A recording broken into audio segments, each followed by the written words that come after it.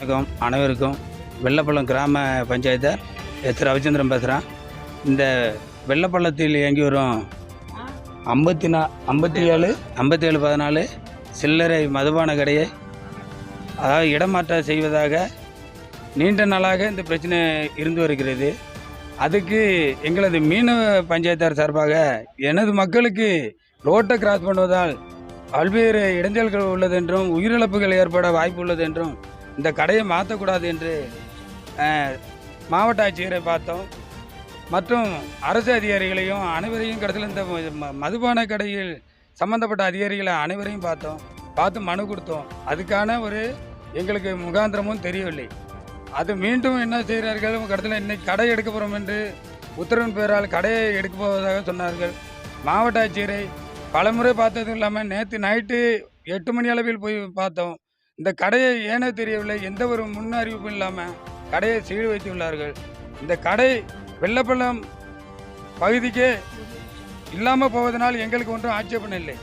ஒன்று அடுத்த கடையை திறப்பதற்கு இந்த வெள்ளப்பள்ளம் கிராம பஞ்சாயத்தார் சார்பாகவும் பொதுமக்கள் சார்பாகவும் இந்த கடையை வேறு இடத்தில் திறந்தால் கண்டிப்பாக நாங்கள் இதுக்கு அனுமதிக்க மாட்டோம் என்று வெள்ளப்பள்ளம் கிராம பஞ்சாயத்தார் சார்பாகவும் பொதுமக்கள் சார்பாகவும் அன்புடன் கேட்டுக்கொள்கிறோம். நன்றி, வணக்கம். அனைவருக்கும் வணக்கம். வெள்ளப்பள்ளம் வர்த்தக சங்கத்தினுடைய தலைவர் பேசுகிறேன். இது கடந்த 20 ஆண்டு காலமாக இந்த டாஸ்மாக் கடை 5714 இங்கேயே தொடர்ந்து இயங்கி வருகிறது. இதனால் எந்த ஒரு பிரச்சனையும் இல்லை. ஆனால் திடீர்னு இப்போ ஒரு காலமாக பார்த்தீங்கன்னா கடையை மாற்றுறாங்கிறாங்க. என்ன காரணம்னு கேட்டால் ரோட்டுக்கு மேற்புறத்தில் கடையை புதுசாக ஒரு நபர் கட்டிக்கிட்டு வக்கீல் திவாஸ்கருங்கிறவர் கட்டிக்கிட்டு அவருக்காகவே அந்த கடையை மாற்றுவதாக சொல்கிறாங்க. இது அரசியல் தலையீடு அதிகமாக இருக்கிறதுனால தான் இந்த அதிகாரிகள்லாம் இன்றைக்கி ஒன்று சொல்கிறது நாளைக்கு ஒன்று சொல்கிறது அதுமாரி பண்ணுறாங்க. ஏன்னா வட்டாட்சியர் தலைமையில் சமாதான பேச்சுவார்த்தை நடந்து 1ஆம் தேதி நடந்தது.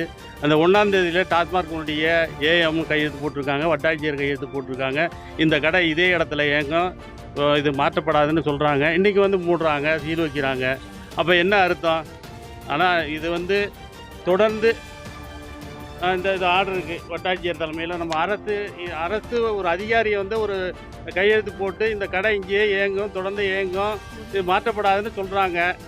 வட்டாட்சியர் சொல்கிறதுக்கு மேலே யார்? அவர் கலெக்டர் உடனே மாற்றணுங்கிறாரு. இது அரசியல் பின்புலமாக இது செயல்படுது. இது ஒரு நாளைக்கு 1.5 லட்ச ரூபாயிலேருந்து 2 லட்ச ரூபா வரைக்கும் இந்த கடையில் வியாபாரம் நடக்குது. இந்த பகுதியிலே அதிக வியாபாரம் நடக்க வேண்டிய கடை இந்த கடை. அரசு இந்த வருமானத்தை ஏன் இழக்குது? யாருக்காக இழக்குது? அவங்க ஏதோ வைக்கிறதுக்காக தனி துயலாபத்துக்காக இந்த கடையை மாற்றுறதுக்கு முயற்சி பண்ணுறாங்க. இது அரசியல் தலையீடு முழுக்க இருக்குது. இது அரசியல் பின்புலத்தாக இது செயல்படுது. இதனால் நாங்கள் வர்த்தகர்கள்லாம் இந்த பிரச்சனை தொடர்ந்ததுன்னா நாங்கள் கடையெல்லாம் அடைச்சிட்டு நாங்கள் சாலை மறியல் பண்ணுவது தவிர எங்களுக்கு வேறு வழி இல்லை. ஏன்னா எத்தனையோ முறை நாங்கள் கலெக்டரை போய் பார்க்குறோம், ஏஎம் போய் பார்க்குறோம், டிஎம்ஐ போய் பார்க்குறோம், வட்டாட்சியரை பார்க்குறோம், எல்லாரையும் பார்க்குறோம்.